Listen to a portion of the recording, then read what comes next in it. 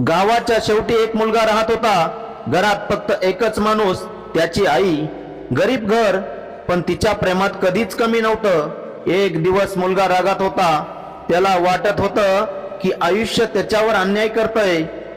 आणि रागाच्या भरात तो आईला म्हणाला, तू माझ्यासाठी काय केलं? आई काही बोलली नाही, फक्त शांत नजर टाकली आणि रात्री स्वामी समर्थ महाराजांच्या मंदिरात जाऊन बसली.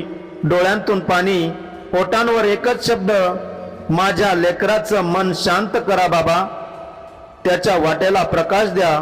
दुसऱ्या दिवशी त्या मुलाच्या स्वप्नात एक आवाज ऐकू आला, अरे बाळा, ज्या हाताने तुला धरून चालायला शिकवलं त्याच हाताला तू आज प्रश्न विचारलास.